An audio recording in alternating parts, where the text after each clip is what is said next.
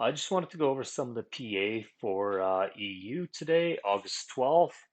And what I was going to do was just kind of show you guys what I do when I analyze the chart quickly and where I start. So here we have the daily chart, and obviously the current PA is down here. The last thing we did is we took out this low. Therefore, we are obviously bearish. We did put in this high at one point, and what that did is made us unconfirmed bullish. However, for us to be confirmed bullish, we would have to put in a low and one more high. But rather than doing that, EU came and ran this low, and we had clues to that was going to happen on the 4 hour and the 15 minute when we were failing to take that high. So obviously this low became weak and we knew that became a target. So that's how we knew to short that down. I'm gonna talk about that a bit here when we go to the next time frame. We'll go to the 4 hour after. So right now, what I look for on the daily is we have a low here, and this low is weak to me, and the dotted line is the daily low. That's ultimately my target right now. And the reason this low is weak to me is it failed to create a new high and close above that. So therefore, to me, there is a high probability that this should be run, and expectational order flow says we should continue bearish till we don't. If we don't, that's fine too. We'll obviously just react to what we have. To be honest, before EU shorted back down, I was expecting higher prices up into here and the mitigation of this OB, as well as 50% of this leg, which never happened. And we started getting clues to that about a day or two before this low was actually run. So, yeah, that makes us bearish on the daily. And by the way, if anybody has a good software for recording on Windows, please let me know because I would sooner record on my Windows computer than my little MacBook. Can just see so much more on my other screen. But yeah, definitely let me know. So this is kind of what I look at as far as 4 hour structure and daily together. Obviously, 4 hours bearish as well. This was our week low, what I was talking about.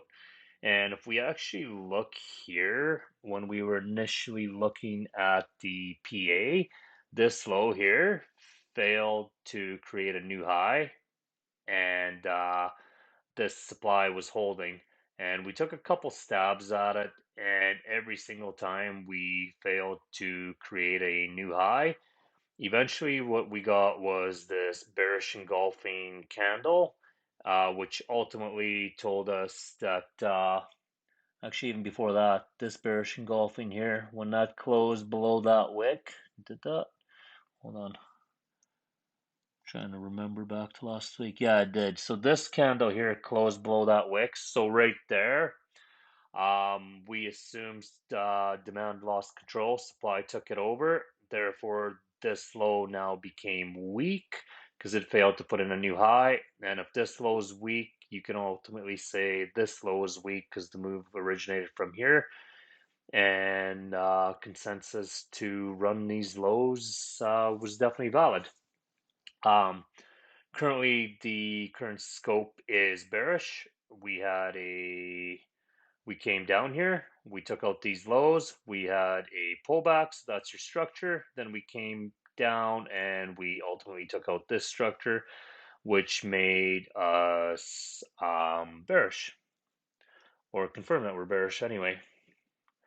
Um, all in all, for us, as long as we don't take out this high, our bias stays bearish. If this high goes, we could go bullish for a bit to mitigate something in the 4 hour leg. More often than not, what will happen is we will mitigate 50% or so, and or around that area. It could be higher, it could be lower. Sometimes it won't do it, but that's a good assumption to have.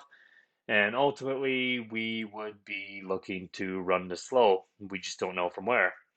On the 15, which is kind of today's PA and trade, For those of you that read my Instagram, you kind of read what happened today.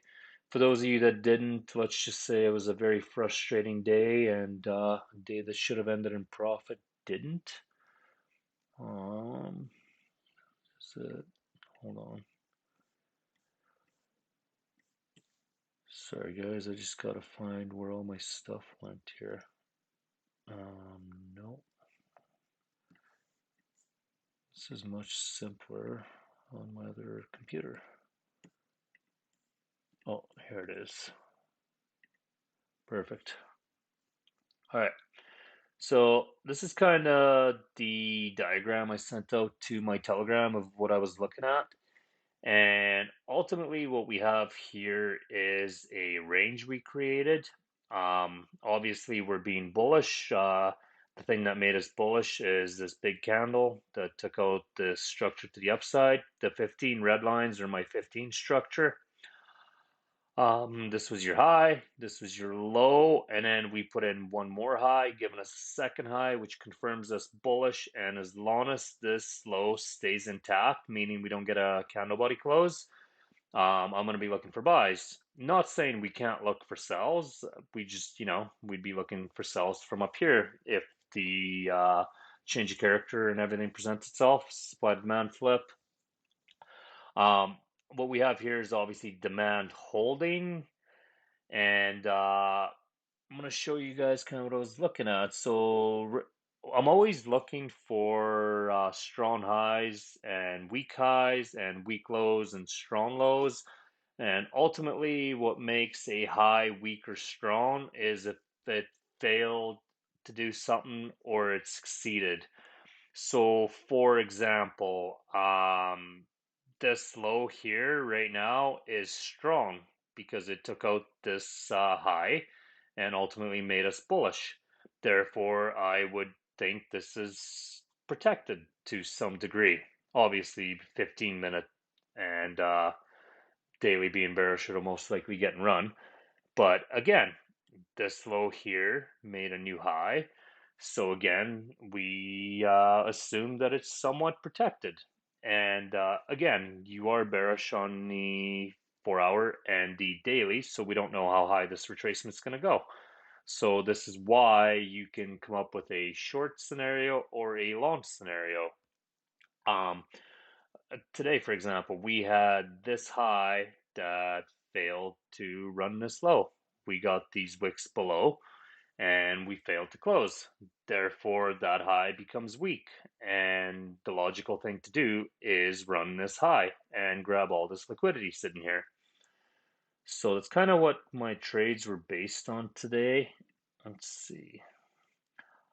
For those of you that did study this, probably a lot of you guys know this, but we'll go over it anyway because I know some guys have some questions.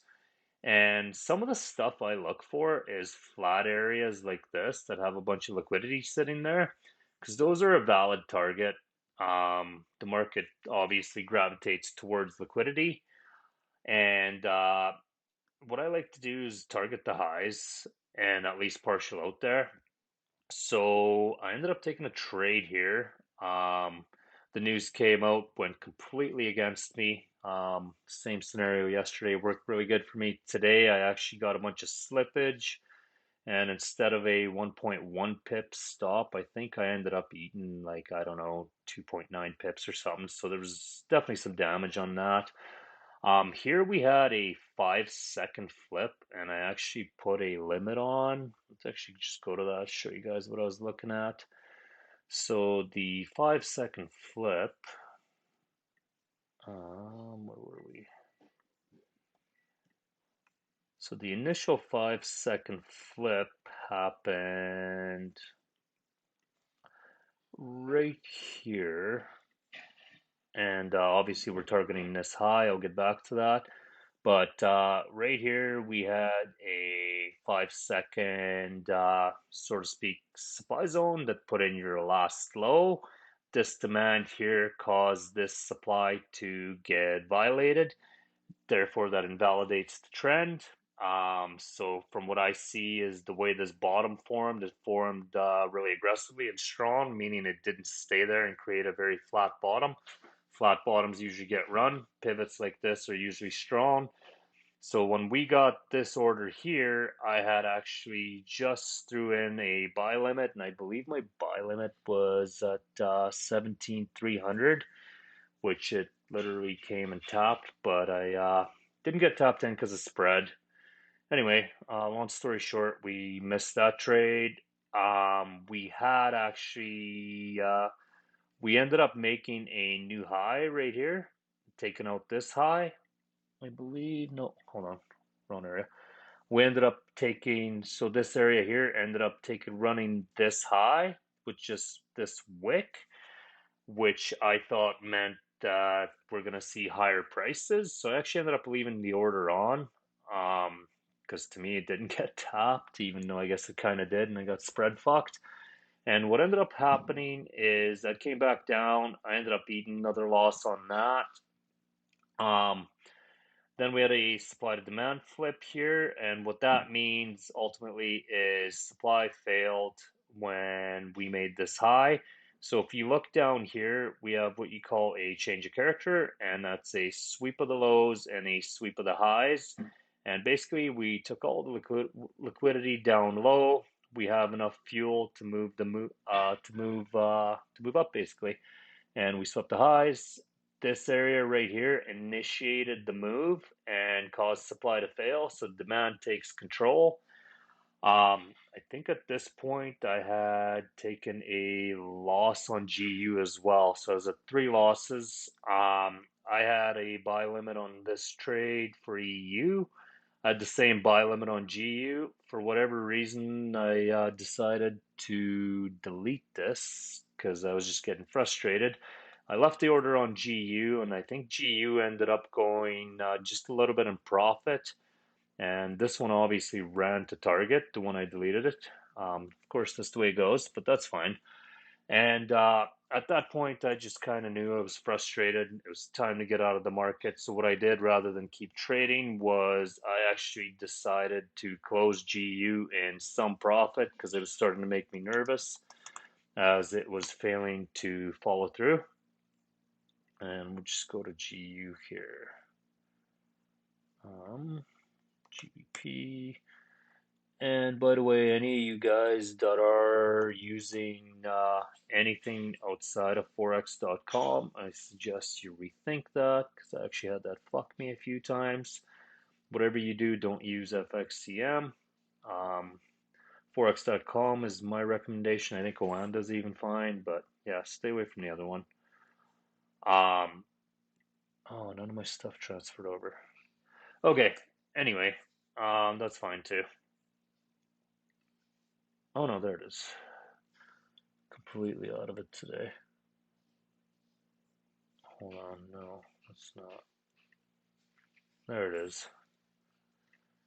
But yeah, seriously, if anybody knows how to record efficiently on Windows, let me know. So I ended up taking this same trade on GU at the same time. Same consensus. We had a change of character and a flip. I ended up closing somewhere around here when I seen this area, and we were failing to run that. And I made some profit, and I would have probably broke even on the day had I had no slippage. Unfortunately, that didn't happen, and that's when I just knew it was time to get out of the market because I wasn't going to make any more good moves, and we were basically getting to the end of our trading time anyway. So I ended up taking a bit of a loss today, and that's totally fine because the rest of the week's been pretty decent overall. It's just one of those days, but yeah, this alone was 7R. And the other one that didn't grab me, my spread on the 5 second was 15R. So yeah, it hurts a bit. You should be up quite a bit on the day, but I'm not. But that's just the reality of trading.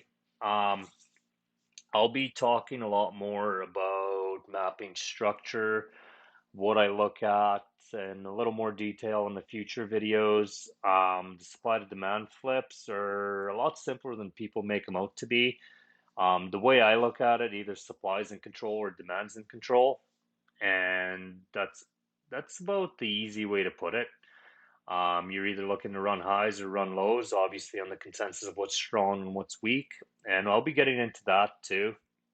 Um, I do have a Telegram group going now where I'll be dropping all these charts daily. Because what actually has started happening is people are messaging me on Insta quite a bit, asking me for the TradingView links. And I thought I'd save people the time and myself the time and just post this stuff anyway since I send it to people and break down what I look at. So that's kind of where today's ideas came from for Euro. Like I said, they didn't work quite as well as they should have. This one really kind of pisses me off, but that's okay. And this one even more so because I deleted it after that. But that's honestly the reality of it, guys. We're gonna get into psychology quite a bit too. It's because what happens is a lot of guys will get profitable and they do see things and they start losing confidence and getting in their own head. Pretty much how what I did today. And a lot of people think they're the only ones that go through it. That's not the case. Every trader I know goes through it. It's just how you react to it. Like today, I knew I was flustered and it was time to leave the market. And had I not listened to myself, all that would have happened is I would have got a fourth loss and we would have hit this stop loss rather than closing it up here and getting some profit and minimizing my losses. Remember, not trading or knowing to leave the market is also good trading. And like when I first started trading, I used to get flustered after, one or two losses. Now we've worked our way up to two or three. Generally, if I have a fourth loss, I'm pretty much not willing to trade that day. But obviously, given the smart money concept system, it's very normal for us to take three, four, five, six trades in a day, one day, and the next day take zero, all depending on what the market shows us. But stay tuned, guys. I will be talking a lot more about psychology. It's probably psychology, market structure, and management are probably the three things you should work on the most. That'll kind of be the baseline for getting you profitable. But definitely stay tuned, guys, and we'll get into that some more. Talk to you guys later. Oh, yeah, and if you haven't subscribed, definitely subscribe and hit me up on Telegram and Instagram too. All the links will be in the bio. Have a good day, guys.